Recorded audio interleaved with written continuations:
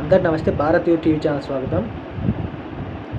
రీసెంట్గా ఒంగోలులోని వైఎస్ఆర్సీపీ నుంచి పార్టీ మారి జనసేన పార్టీలో చేరినటువంటి బాలయ్య గురించి మాట్లాడుకున్నాము.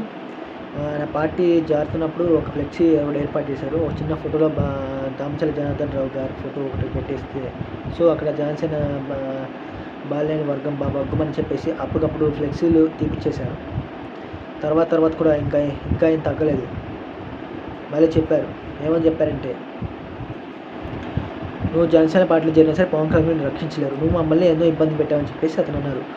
ఎస్, దీన్ని బట్టి ఇంకా అర్థం చేసుకోవాలి. ఇంకా వర్గ విభేదం స్టార్ట్ అయింది జనసేనకి.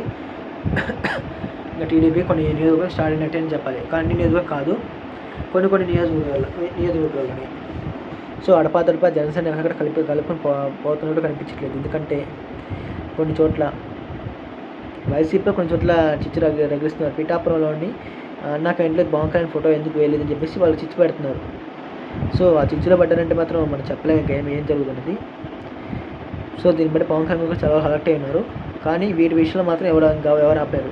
బాలయ్య గారు లాంటి వ్యక్తిని మీరు పార్టీలో జాయిన్ చేసుకున్నారు కాబట్టి అతను మంత్రిగా చేసేటప్పుడు అతను చాలా కేసులు పెట్టి చాలా ఇబ్బంది పెట్టారు కాబట్టి అతను చేసిన అవినీతిని మాత్రం బయట పెడతాం మేము మాత్రం వదిలేమని చెప్పేసి ఇంకా ఉంటుంది.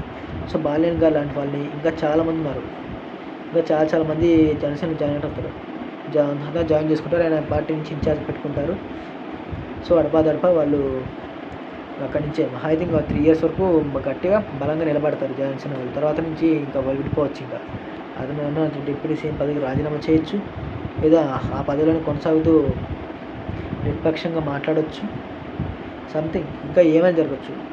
వాళ్ళు చేస్తున్న అవినీతిని కూడా ప్రశ్నించవచ్చు పవన్ కళ్యాణ్ గారు. వీటన్నిటి నుంచి రానున్న రోజుల్లోని జనసేన వర్సెస్ టీడీపీగా కొన్ని నియోజకవర్గాలు మారుతున్నాయి.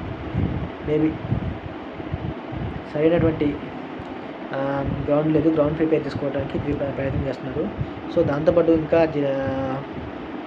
ఇంకా ఉన్నటువంటి మండల స్థాయి నాయకుల్ని ఇలాంటి వాళ్ళని కూడా తమ జనసేన జాయిన్ చేసుకుని పార్టీ కూడా ఎంతో బలోపేతం చేయడం కోసం ప్రయత్నం చేస్తున్నట్టుగా మనకు సమాచారం ఉంది.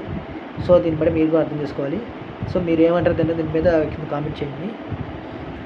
అక్కడక్కడ కొన్ని చోట్ల కొన్ని చోట్ల గొడవలు జరుగుతున్నాయి జనసేన పార్టీ నుంచి. సో దాని కూడా మీరు ఏంటనేది మీరే గమనించి మీరే చెప్పండి. సో ప్రతి ఒక్కరు మన ఛానల్ లైక్ చేయండి ఇప్పుడు నేను చెప్పిన కంటెంట్ నచ్చితే. అండ్ కింద ఏదైనా కంటెంట్ మనకు ఏదైనా చెప్పదలుచుకుంటే కింద కామెంట్ చేయండి. ఎవరికైనా ఒకరికి ఇన్ఫర్మేషన్ షేర్ చేయాలనుకుంటే షేర్ చేయండి. అలాగే అందరూ సబ్స్క్రైబ్ చేయండి.